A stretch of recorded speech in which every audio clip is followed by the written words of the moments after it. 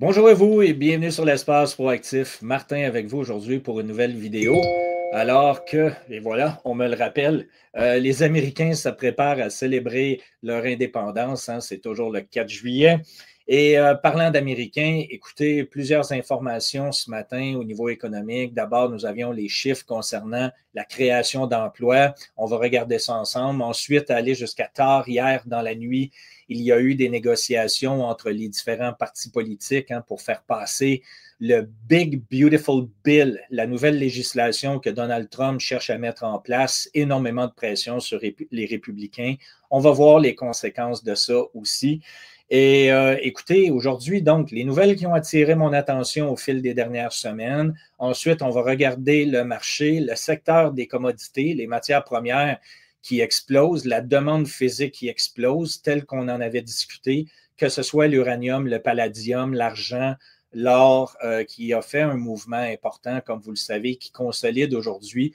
On va voir ce qui va se produire au fil des prochaines semaines, à ne pas oublier aussi les informations concernant les crypto-monnaies. Donc, on va regarder ça ensemble.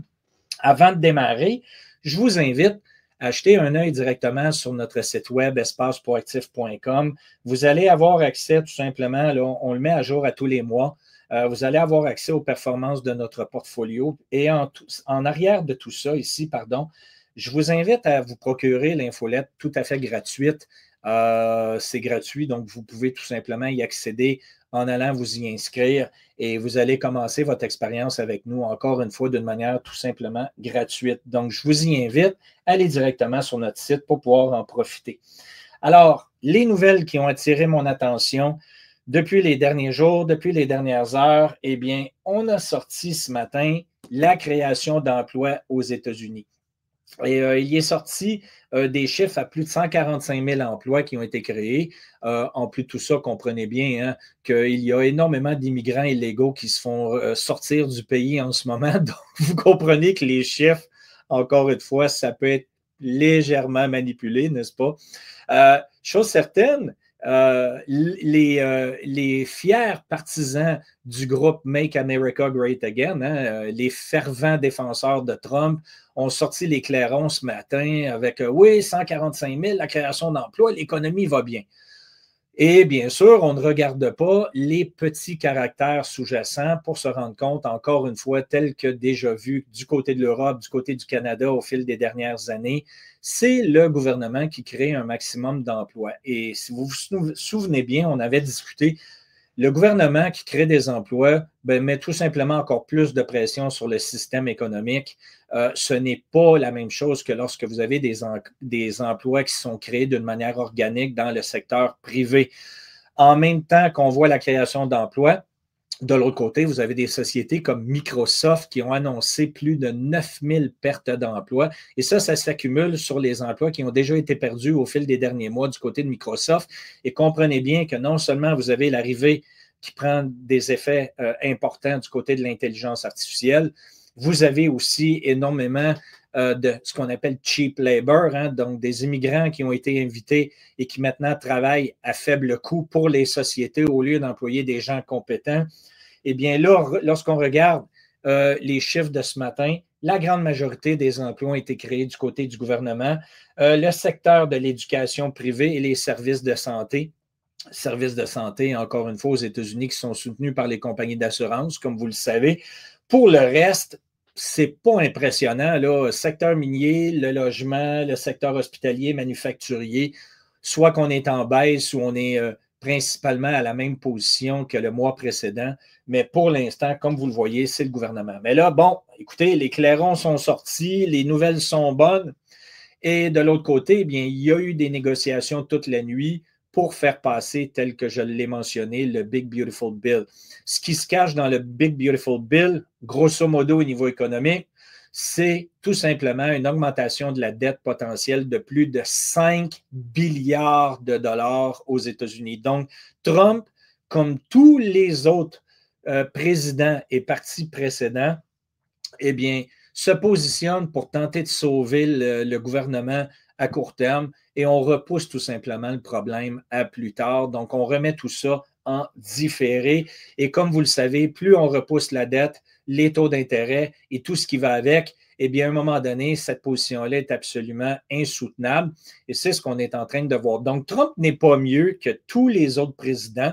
On cherche tout simplement à gagner de l'électorat à court terme, mais fondamentalement, ce sont les générations précédentes qui vont en subir les conséquences. Et pendant ce temps-là, ben, vous avez des réactions de marché. Et on va regarder ça ensemble dans quelques instants. Donc, d'un côté, vous avez une augmentation des emplois créés, ce qui théoriquement devrait faire patienter Jérôme Powell de la Banque centrale américaine, à dire on n'a pas besoin d'augmenter les taux, l'économie va, excusez-moi, on n'a pas besoin de descendre les taux alors que l'économie va relativement bien. Et la deuxième facette qu'on regarde du côté de la Fed, eh bien, c'est l'inflation.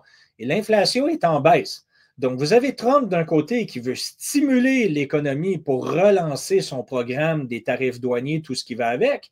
Mais en fait, les informations qui circulent en ce moment donnent raison à Powell soit de retarder ou d'augmenter les taux si l'économie va aussi bien que Trump et tout son groupe de gens nous disent, n'est-ce pas? Ah oui, oui, tout va bien, on est en train de restructurer et ainsi de suite. Donc, regardez bien le modèle. Théoriquement, ici, la Fed devrait augmenter les taux pour se préparer potentiellement avec l'augmentation de la dette à de l'inflation. Et par le fait même, donc, d'un côté, vous avez la Fed qui devrait augmenter les taux, mais qui n'est pas en mesure de le faire, et de l'autre côté, Trump qui demande des baisses. Et j'aimerais vous rappeler ici un graphique que je vous ai déjà présenté dans le passé sur les cycles inflationnistes que nous avons vus dans les années 70. Donc, tout le monde est heureux de voir qu'actuellement, l'inflation diminue. Pourquoi l'inflation diminue? Parce qu'on continue d'augmenter la dette et ça nous rattrape inévitablement à travers le temps avec la perte de pouvoir d'achat sur les devises fiduciaires. Et là, vous êtes en train de voir exactement le même cycle potentiellement se créer. Si on a un renversement de tendance et qu'on repart à la hausse, eh bien, vous avez compris que dans les prochaines années, l'inflation va augmenter. La Fed devra à ce moment-là, augmenter les taux de la Banque centrale pour diminuer l'inflation, empêcher l'inflation d'augmenter. Et par le fait même, donc, vous aurez une accélération de cette inflation-là par la baisse des taux d'intérêt. OK? Pour l'instant, les marchés boursiers continuent d'être fortement stimulés, alors que, vous avez compris, hein, si on augmente le plafond de la dette, c'est qu'on est prêt à émettre encore plus d'obligations, on est prêt à imprimer de l'argent, et quand il y a une impression monétaire, tout ça retourne dans le marché de la bourse, que ce soit dans les différents secteurs économiques, n'est-ce pas? Donc, lorsqu'on regarde le Nasdaq en ce moment, les valeurs technologiques d'importance aux États-Unis, ce qui est une excellente référence au niveau international, bien, le mois de juillet est le mois où il y a le plus de retours de bénéfices de tous les mois de l'année, et ce, depuis plusieurs années en arrière. Donc, si vous avez une tendance qui se poursuit du côté du mois de juillet, avec les nouvelles qui viennent d'être annoncées en début de mois, bien, vous pouvez vous attendre à une augmentation des valorisations sur les différents marchés boursiers, à moins qu'il y ait encore une fois là, un contexte géopolitique, social, il arrive un événement majeur, un false flag ou quoi que ce soit, ça pourrait changer la donne. Mais théoriquement, aujourd'hui, ce que l'on voit, c'est qu'en juillet, les nouvelles sont généralement très favorables pour le marché. Et qui dit aussi Nasdaq, peut dire aussi Bitcoin et crypto-monnaies. Donc, des très belles valeurs à surveiller du côté des crypto-monnaies pour le mois de juillet, le mois d'août, d'autant plus que lorsque nous sommes dans le cycle des halvings et qu'on arrive après la 4e année, dans le cycle actuel, le 3e quart et le 4e quart dans l'année sont là où on voit généralement depuis les derniers mouvements une augmentation importante du prix de Bitcoin et des crypto-monnaies, particulièrement Bitcoin. Bitcoin, si ma mémoire est bonne, en juillet, à chaque 4 ans, qu'on arrive après le halving, on a fait une augmentation de 17 en juillet et une moyenne d'augmentation de 26-27 en août. Donc, très bonne période pour Bitcoin à venir. Encore une fois, comprenez bien que le passé n'est pas garant de l'avenir. Ce n'est jamais des certitudes. Je ne donne aucun conseil financier ici. Je ne fais que vous présenter des faits sur les différents marchés et les comportements potentiels à venir. Donc, c'est à surveiller de ce côté-là. Maintenant, tout ça pour accélérer quoi? Eh bien, l'introduction des devises numériques, comme vous le savez, le gouvernement américain, avec Trump en tête, qui favorise Bitcoin et les autres crypto-monnaies, comme vous le savez, veulent bien passer à l'ère numérique de manière à prendre encore plus de contrôle sur les individus et sur la population. Et là, ce qu'on est en train de voir, c'est la possibilité de voir les banques américaines telles que la JP Morgan créer leur propre devise digitale. Donc, vous auriez un jeton, un token JPMD, et à ce moment-là, ce qui va créer tout simplement la capacité du côté bancaire de créer des dollars américains adossés à des jetons numériques bancaires. Donc, vous avez une bonne idée de ce qui s'en vient et c'est potentiellement tout ce que les banques américaines vont vouloir faire, ce qui va permettre de continuer du côté du gouvernement américain de stimuler les bons du Trésor. Et s'il y a des acheteurs pour les bons du Trésor qui se servent de ces jetons-là pour pouvoir aller dans le monde digital, eh bien, vous avez compris qu'encore une fois, ça va permettre au gouvernement de continuer de s'endetter à travers le temps. De l'autre côté aussi, une nouvelle loi qui a été adoptée pour permettre en fait aux sociétés telles que Fannie Mae et Freddie Mac aux États-Unis, si vous vous souvenez en 2008, lorsqu'il y a eu la crise immobilière aux États-Unis, ces deux sociétés-là qui font de la gestion immobilière, les plus grandes sociétés de gestion immobilière aux États-Unis, eh bien, le gouvernement fédéral aux États-Unis qui va permettre à Freddie Mac et à Freddie Mae de reconnaître en fait Bitcoin et les crypto-monnaies comme étant des actifs sur lesquels les gens vont pouvoir utiliser en collatéral pour investir dans le secteur immobilier aux États-Unis. Donc, vous avez compris que tout est en train de se mettre en place du côté américain pour continuer de stimuler l'endettement, pour continuer de stimuler artificiellement l'économie, pour continuer de faire vivre le système. Mais tout ça a des répercussions, que ce soit sur les valeurs de marché, que ce soit sur les valeurs des devises fiduciaires, que ce soit sur l'économie mondiale. On ne fait tout simplement que repousser le problème à plus tard. Et reste à voir pour vous, individuellement, où allez-vous vous positionner pour pouvoir en bénéficier? Parce qu'il va y avoir des gains extraordinaires qui vont se faire dans cette dans ce nouveau transfert de prospérité-là, jusqu'à temps que le système soit complètement transféré. Maintenant, la tendance de l'accumulation physique de matière se poursuit avec force, que ce soit du côté de la Russie, de la Chine, de l'Inde. Et on va surveiller dans les prochaines semaines la réunion des pays du BRICS qui va venir, alors que vous le savez très bien qu'il y a une guerre des devises fiduciaires en ce moment. Eh bien, vous avez une continuation de l'accumulation des matières physiques dans différents pays. Et c'est la raison aussi principale pourquoi nous avons eu un rapatriement d'or important du côté des États-Unis, même chose du côté de l'argent. Vous le savez, j'en parle déjà depuis plusieurs années, le secteur de l'argent particulièrement, qui est en fort déficit entre l'offre et la demande depuis plus de 5 ans. Et comme vous le savez, les produits dérivés qui sont transigés sur les marchés boursiers viennent complètement falsifier en fait la donne et de créer un écart important entre le marché papier et le marché physique. Et là, on est en train de voir les brèches se mettre en place. Ces brèches-là accélèrent. Et vous voyez clairement qu'il y a une forte augmentation de la demande du côté de l'Inde en ce moment, alors que le secteur industriel a de plus en plus de crainte à ce que ces matières-là ne soient plus disponibles pour continuer de créer, évidemment, de la matière, des nouveaux produits et autres. Donc, vous avez une augmentation de la demande dans le secteur physique, alors que les prix continuent d'exploser dans certaines manières et continuent aussi d'être manipulés d'une autre dans différents produits. Vous avez en ce moment l'uranium, le ETF qu'on appelle URA, qui est en train, lui aussi, d'exploser depuis les dernières années. Donc, on en avait discuté, nos abonnés en ont profité, alors qu'on avait choisi là, certains titres, justement, dans l'uranium pour se permettre de se positionner dans ce que nous sommes en train de voir aujourd'hui. Vous avez de l'autre côté Bitcoin. Sur les échanges centralisés, nous sommes à un plus bas qui retourne dans les années 2018-2019. Il reste uniquement 14% de Bitcoin disponibles sur les échanges centralisés, alors que vous avez une forte augmentation de la demande. Encore une fois, la quantité de Bitcoin disponible en réserve diminue fortement et le prix qui continue d'augmenter. C'est tout à fait logique, n'est-ce pas? Donc, on va surveiller ça attentivement. J'aimerais vous rappeler que tout ça sont des choses qu'on a déjà discutées dans les derniers mois. Je vous avais mentionné qu'on était pour voir une accélération de ces problématiques-là et c'est ce qu'on est en train de voir en ce moment, n'est-ce pas? Maintenant, dans les marchés, à surveiller, donc, baisse des volumes transactionnels du côté de Bitcoin, malgré qu'on est en train de reprendre un mouvement haussier et qu'on commence à se positionner vers les sommets historiques, dans les eaux de 111 000 US. Va falloir avoir de l'engagement pour être capable de dépasser le sommet historique. Donc, à suivre après les célébrations du 4 juillet, donc après le week-end prochain, on va voir de quelle manière tout ça va se comporter. Rien n'empêche qu'aujourd'hui, on est de retour à 109 315 US actuellement.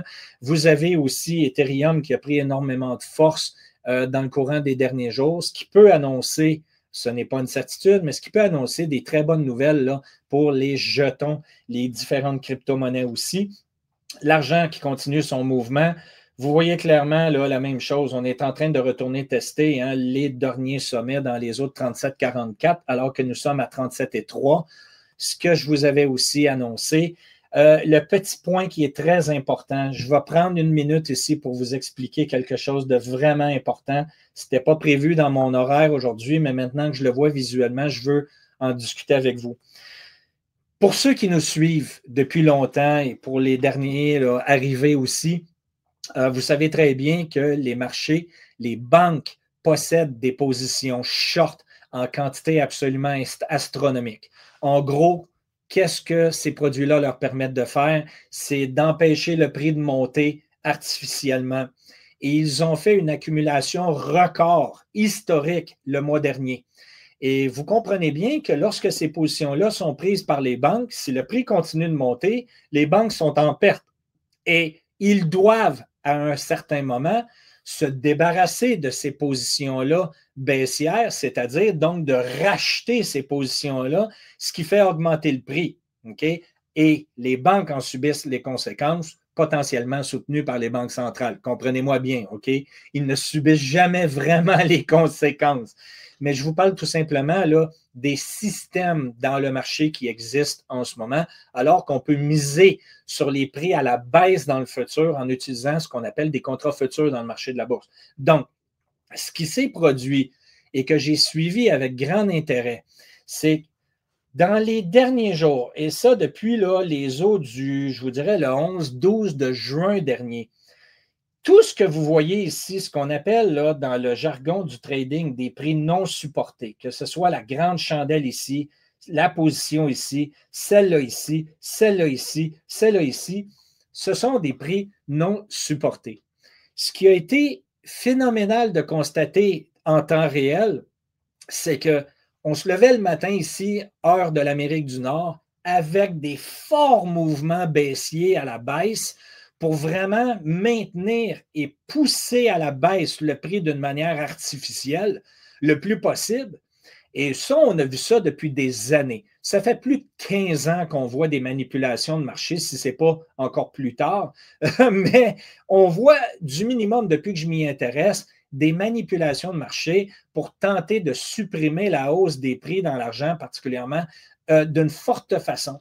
Et là, ce qui s'est produit depuis le mois de juin, c'est qu'il y avait des forts mouvements baissiers qui étaient entamés par les banques avec des achats de positions short, mais dans les heures qui suivaient, il y avait des fortes augmentations d'achats de l'autre côté, donc soit des banques qui cherchent à se débarrasser de leur position baissière pour diminuer leur niveau de risque, ou tout simplement une augmentation de la demande pour continuer de faire monter le prix à la hausse. Et les derniers mouvements qui étaient très puissants, je vous rappelle ici qu'en juin, vous avez eu historiquement une augmentation historique des positions short des plus grandes banques américaines pour tenter de stimuler les prix à la baisse le plus possible, et ça d'une manière artificielle.